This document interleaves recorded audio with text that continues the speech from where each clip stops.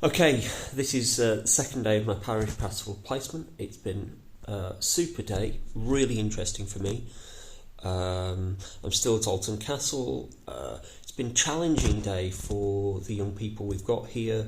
The weather's been difficult, a lot of rain, but quite windy.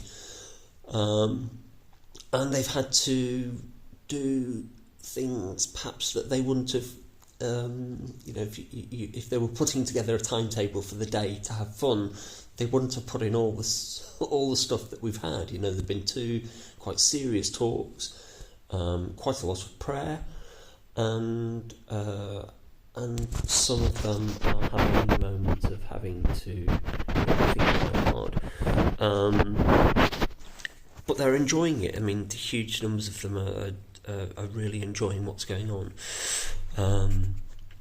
The two talks, one of them focused on the person of Jesus, human and divine, and what we know about the events of his crucifixion and resurrection, and what this points to about him, what it shows us about him. And then we had a talk in the evening, which was about how we engage with the reality of Jesus in our lives now, particularly pointing out the transcendentals of truth and goodness and beauty.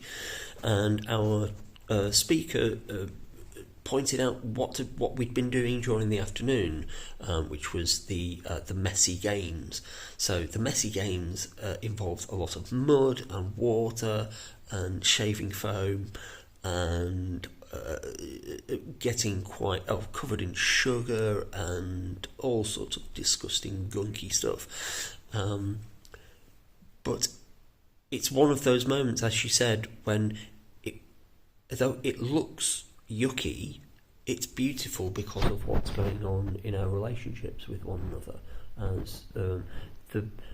as we just enjoyed the mess. Now, this was my main moment of challenge in the day. I decided, because I suppose I could, because I'm one of the leaders and I can sort of point out that I'm a bit old for all this, I decided not to get messy.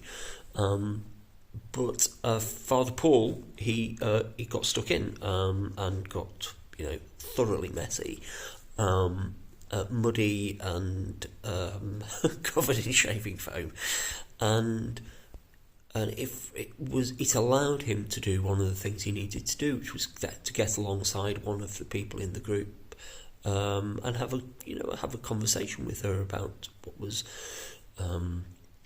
about being difficult in one of the talks that we'd had.